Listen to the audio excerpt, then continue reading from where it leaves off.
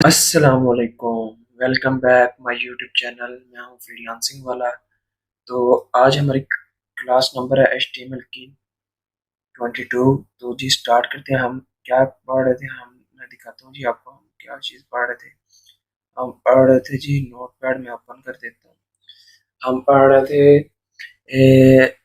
HTML form के बारे में। HTML फॉर्म होता क्या है, ये जो उनसे फॉर्म्स आप वेबसाइट पे देखते हैं जिधर आप लॉग इन साइन अप करते हैं, वो फॉर्म होते हैं कि हम उसके बारे में डिटेल में पढ़ रहे थे। और किसी ने ये जो सा मैंने कोड लिखा है इसके बारे में कुछ जानना है, किसी को नहीं पता क्योंकि वो न्यू यूजर है, व्यूअर है यहाँ पे, तो वो काइंडली जो सी मेरी प्रीवियस वीडियो है वो प्रोफाइल पे जाके चेक कर सकते हैं। तो वहाँ पे होगी प्रीवियस वीडियो लेक्चर नंबर 21, वहाँ पे आप जाके देख सकते हैं। तो जी आज मैंने जो सा प्रीवियस वर्क किया हुआ वो आपके सामने है, ठीक है। अब मैंने बताया था फॉर्म अभी बहुत ज़्यादा, क्योंकि इसके एट्रीब्यूट्स होते हैं, इसकी बहुत ज़्यादा चीज़ें अभी हैं, तकरीबन 3-4 टॉपिक हैं अभी फॉर्म के। तो आज हम पढ़ेंगे इसका जो सा मेन फॉर्म एट्रीब्यूट, ठीक है। HTML का फॉर्म एट्रीब्यूट में आता है जी, इसका मेन जो सा एट्रीब्यूट आता है फॉर्म का, हम यहाँ पे लिखते हैं एक्शन, ठीक है जी। क्योंकि आज कोड ज़्यादा नहीं, आज ज़्यादा आपके साथ बातें बस करनी है क्योंकि आपको समझाना है, ज़्यादा लेंथ नहीं आएगी। ये है जी एक्शन। एक्शन का मतलब है the action is the attribute of the defines the action of the form submit. ये होता है जी फॉर्म सबमिट के लिए, ठीक है। मसलन जोन सा आपने फॉर्म में डाटा लिखना है, यहाँ पे मैं दिखाता हूँ, शायद रन हुआ हुआ मेरे पास, नहीं रन नहीं हुआ, मैं आपको रन करके दिखाता हूँ। यहाँ पे जोन सा डाटा मेरे पास मैं इसमें फिल करूंगा। मसलन ये अभी मैंने फिलहाल आर्जी तौर पे बनाया था, ठीक है, नेम और अपना फर्स्ट नेम लास्ट नेम, ठीक है। अब जो भी इसके अंदर डाटा लिखेंगे वो आपका डाटा कहीं ना कहीं तो जाके सेव होगा ना, क्योंकि आपने जो सा डाटा देना है मसलन बैक एंड पे, किसी न किसी को तो पीछे चाहिए डाटा, इसीलिए आप फिल कर रहे हैं डाटा। और जोन सा डाटा यहाँ पे फिल होगा, फिल होने के बाद जोन सा मसलन एक समझ ले एक चीज उसे वहां पे लेके जाएगी डाटा को, हम इस जगह जो सा लगाते हैं, हम यहाँ पे लगाते हैं एडिंग का पेज, ठीक है। मसलन हम पीछे से डाटाबेस का पेज लगाते हैं, यहाँ पे हम PHP का यहाँ पे पेज लिखते हैं, ठीक है। PH के पेज में हम ये लिखते हैं, वहाँ पे क्यूरीज लिखी होती हैं, वो क्यूरीज डाटा आपका डाटाबेस में लेके जाती हैं। तो यहाँ पे हम सिर्फ PHP का लिंक लिखते हैं जिसमें हम क्यूरीज लिखते हैं, ठीक है। वो क्यूरीज होती हैं, वो डाटाबेस के साथ अटैच होती हैं, वो डाटाबेस में सबमिट करती हैं। यहाँ से जो सा आपका डाटा मसलन एक किस्म के एक बंदा जो सा डाटा लेके जाएगा ना आपका, हम यहाँ पे इससे बंदे का नाम रखेंगे एडिंग पेज, ठीक है। हम यहाँ पे लिख देते हैं एडिंग पेज, मतलब डाटा पे .php लिख दें, क्यों ना कुछ भी लिखते हैं, वो आपकी मर्जी है। ये एडिंग पेज एक पेज आ गया, ठीक है। ये हो गया जी एक्शन। एक्शन इसमें एक्शन के आगे आ जाता है टारगेट, ठीक है जी। टारगेट भी एट्रीब्यूट है। टारगेट का मतलब है जी कोई सी भी जोन सी ये एक स्पेशल कैरेक्टरिस्टिक्स होते हैं, इसके आगे टारगेट के आगे वैल्यूज होती हैं। मैं बताता हूँ आपको, ये हमने टारगेट लिख दिया, टारगेट के आगे आगे जी वैल्यूज, ठीक है। वैल्यूज में क्या आ गया जी, वैल्यूज में आ जाती हैं मुख्तलिफ किस्म की वैल्यूज आ जाती हैं। ब्लैंक की वैल्यू आ जाती है, ठीक है। यहाँ पे मैंने यहाँ पे ब्लैंक लिख देता हूँ, ठीक है जी। यहाँ पे ब्लैंक की वैल्यू आ गई।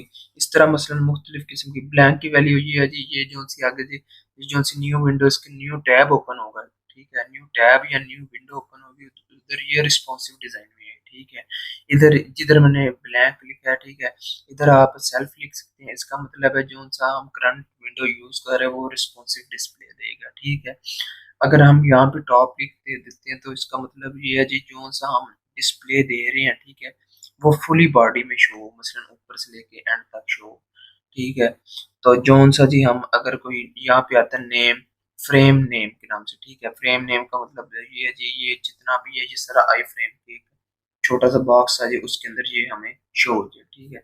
लेकिन ये इतने ज्यादा इंपॉर्टेंट नहीं है, ये इतने ज्यादा वेबसाइट्स में यूज नहीं होते। ज्यादातर जो मोस्टली होती हैं वो ब्लैंक होता है, सेल्फ होता है, ये काइंडली लिख लें अपनी कॉपी। ब्लैंक होता है, सेल्फ होता है और टॉप वगैरह ये बस यूज होते हैं, ठीक है। ये फ्रेम नेम ये इतना यूज नहीं होता। इसके बाद आपका ये हो गया जी एट्रीब्यूट एक्शन का हो गया और टारगेट का हो गया, ठीक है, हमने ये दो चीजें मेन देखनी थी। ठीक है, इसके बाद अब तीसरा जो सा आता है इसके अंदर एट्रीब्यूट, हम उस एट्रीब्यूट को कहेंगे मेथड का एट्रीब्यूट। मेथड का एट्रीब्यूट मैं यहाँ पे एक बार लिख लूँ फिर आपको बताता हूँ। मेरी कोशिश ये होती है हमारा लेक्चर लेंथी ना हो, क्योंकि उसमें मसला ये होता है फिर बच्चे नहीं देखते। उसका नाम मेरा यहाँ पे लेक्चर रिकॉर्ड करने का फायदा, उसका फायदा भी नहीं। और यार काइंडली आपसे एक बात करनी है, जो से भी मेरे चैनल पे न्यू यूजर हैं वो प्लीज मेरे चैनल को लाइक कर दें, शेयर कर दें और सब्सक्राइब कर दें। नीचे बेल का आइकन आ रहा है, उधर आप क्लिक करें। ठीक है, जो सी नेक्स्ट आने वाली वीडियो है वो आप तक पहुंचेगी। तो मैंने आपको यहाँ पे बताया जी, मेथड मेथड होते हैं दो किस्म के। ये मेथड, ये सिर्फ ये एक मेथड लिखा है, ये जो सी आगे गेट है ये इसकी वैल्यू है। ठीक है, ये मेथड की वैल्यू है। मेथड का मतलब ये होता है जी, जोन सा आपने डाटा ट्रांसफर करना है ना, वो सिक्योर किस तरह हो सकता है आपका डाटा। मसलन आपने नेम, कोई आईडी, कुछ अपना पासवर्ड कुछ भी दिया है, वो आप सिक्योर किस तरह कर सकते हैं। वो जब आप सिक्योर करना होता है तो हम यहाँ पे जो सा ये वर्ड है ना, ये मेथड लिख के आगे हम इसकी वैल्यू गेट रख देते हैं। इससे जोन से भी आपका डाटा होता है इसके अंदर यूआरएल्स होते हैं। उसके बाद आपका इसके अंदर कोई नेम होता है, जोन सा भी आपने डाटा फिल किया होता है, जोन सा पासवर्ड अगर आपने कोई दिया होता है वो सिक्योर होता है, वो सिक्योर तरीके से डाटाबेस में जाता है। वो बैक हैंड में जो से यूज कर रहे होते हैं, जो से डाटाबेस को कंट्रोल कर रहे होते हैं, उन्हें भी वो सिर्फ डाटाबेस का डायरेक्टली जाता है। तो उसके बाद दूसरा यहाँ पे हमने गेट लिखा, अब मैं इसे रिमूव करता हूँ। मैं यहाँ पे लिख देता हूँ जी पोस्ट। आपने ये दो नाम लिखने नहीं है, ठीक है, ये तीनों एट्रीब्यूट्स लिखने हैं। और उसके आगे जो जो से मैं नेम्स लिख रहा हूँ ये आप कॉपी पे लिख लेंगे। जब आप काम करेंगे तो आपको जहन में आ जाएगी ये बातें। ठीक है, मैंने लिखा जी पोस्ट। पोस्ट का क्या मतलब है? पोस्ट का मतलब ये है जी, जोन से भी आप, ये भी फॉर्म के लिए यूज होता है। एक समझ लें जो से हमने गेट यूज किया है वो उसका थोड़ा सा सिक्योरिटी मसलन, थोड़ी सी मसलन डाउन नहीं होती उसकी सिक्योरिटी उतनी, नॉर्मल नहीं, उसकी भी सिक्योरिटी हाई सिक्योरिटी की तरह होगी। जो सा ये पोस्ट है, पोस्ट में जरा इसका लेवल अप हो जाता है। इसका ये है जी, आपने कोई ट्रांजैक्शन करनी है, आपने किसी को पेमेंट भेजनी है, ठीक है, ये ट्रांजैक्शन आईडीज वगैरह वो इसमें आती है पोस्ट में। इसके से ये फायदा हो जाता है जब आप ट्रांजैक्शन करते हैं, अक्सर आपने देखा है पहले आपका फिलिंग का डाटा जो सा वेबसाइट का डाटा होता है वो अलग होता है, साइन अप का पेज, साइन इन का पेज। जैसे ही आप ई कॉमर्स वेबसाइट की मैं बात कर रहा हूँ, जैसे ही आप वहां से कोई चीज खरीदते हैं तो आप जाते हैं पेमेंट पे। पेमेंट पे क्या आ जाता है, दूसरा फॉर्म आ जाता है। वो फॉर्म क्यों आता है, उस फॉर्म में कौन सी चीज यूज हुई होती है, उस फॉर्म में पोस्ट यूज हुआ होता है। पोस्ट इस वजह से यूज हुआ होता है क्योंकि पोस्ट ये ट्रांजैक्शन आईडी को सीक्रेटरी तौर पे अपने कीवर्ड्स के अंदर जनरेट करके डाटाबेस को, क्योंकि वो सिर्फ डाटाबेस को और पोस्ट के इनके दरमियान ही होता है। ठीक है, वो बहुत सिक्योर तरीके से ये पोस्ट अपना जो सी ट्रांजैक्शन आई है, ये आप समझ लीजिए। आपको मैं यहाँ पे बता देता हूँ, ये होता है जी पेमेंट के लिए यूज। आप बेशक इसके साथ लिख लें, ठीक है, जिधर भी लिख रहे हैं आप इसके साथ ब्रैकेट्स डाल के, ये पेमेंट के लिए यूज होता है। ठीक है, फॉर्म्स के लिए भी आप कर सकते हैं, लेकिन ज्यादातर जो से लोग हैं डेवलपर्स हैं वो पेमेंट के लिए यूज करते हैं। और ये उसके लिए भी ये जो सी गेट है, मैं इसके ऊपर गेट, एक मिनट इसके आगे लिख देता हूँ। आपने ये नहीं समझना ये दोनों इकट्ठे यूज होंगे, ये दोनों होंगे लहदा यूज। ठीक है, लेकिन मैंने इकट्ठे इस वजह से लिख दिया ताकि आप इस जहन में रहे। तो जो सा ये है, ये पोस्ट है ये ट्रांजैक्शन के लिए होगा, और ये गेट है ये जो सा फॉर्म फिलिंग के लिए होगा। ठीक है, दोनों सिक्योर तरीके हैं। अगर जैसे ही आप ये फॉर्म में इम्प्लीमेंट कर देते हैं आपका डाटा फुल सिक्योर है। और ये मस्ट ना करना, अगर आप नहीं करते तो इसकी वजह से आपकी वेबसाइट पे थ्रेट हो सकते हैं, अटैक हो, हैकिंग अटैक हो सकते हैं। ये हमने दो चीजें पढ़ ली। अब मैं गेट के बारे में आपको थोड़ा सा और बताता हूँ। इसमें ना आप मसलन गेट जो सा गेट है इसमें भी आप यूआरएल्स कर सकते हैं, लेकिन आप इसमें सिंपल कोई यूआरएल्स अपनी डाटा लिंक्स वगैरह दे सकते हैं। तो मतलब गूगल का लिंक हो गया, इस तरह के आप अपने गूगल आईडी के इस तरह के लिंक दे सकते हैं। ठीक है, मैं सेंसिटिव डाटा सेंड कर सकते हैं, लेकिन एवरेज यूज इतने आपके नॉर्मल यूज में हो। ठीक है, और जो सब पोस्ट का ये ज़रा सिक्योर कर देता है। ये आपकी जो सी इनसाइड की बॉडी होती है, जो सा आपका इनसाइड फॉर्म में डाटा होता है, वो अगर यूआरएल होगा तो वो शो नहीं करवाएगा। ठीक है, और इसके बाद इसमें कोई लिमिट नहीं होती। और इसके बाद ये फॉर्म सबमिट जब हो जाता है तो ये बुक कैन नॉट, ये बुक मार्क नहीं हो सकता, ठीक है। तो उसके बाद मैं आगे आपको बताता हूँ जी, ये हमारा हो गया यहाँ तक कंप्लीट।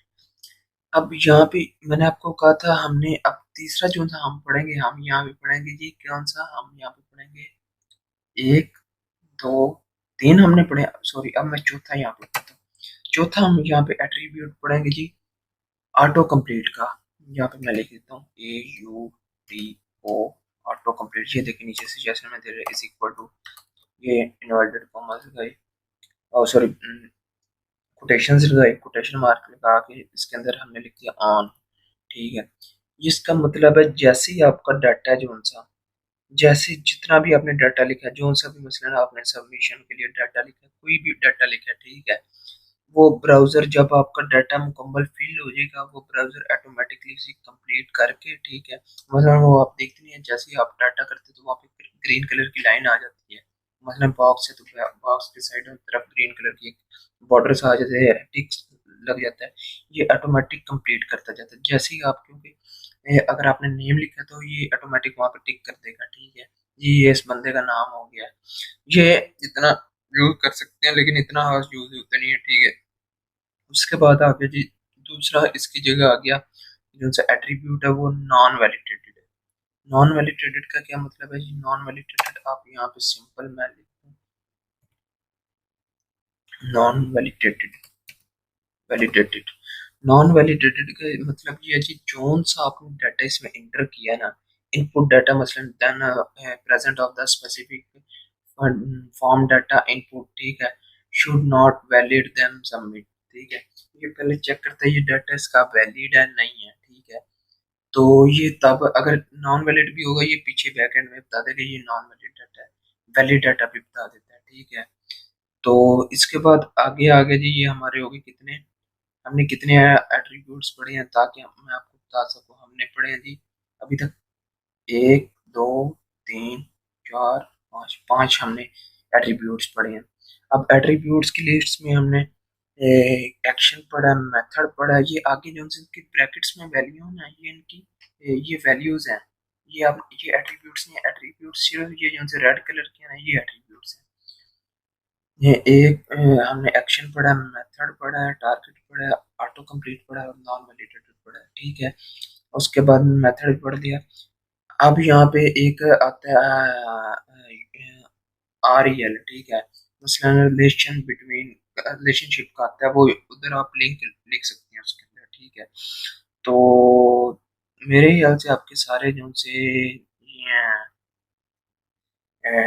एट्रीब्यूट्स हैं ये कंप्लीट हो गए हैं, तो कोई एट्रीब्यूट रहता नहीं है क्योंकि ज़्यादातर फॉर्म्स में ये यूज़ होते हैं।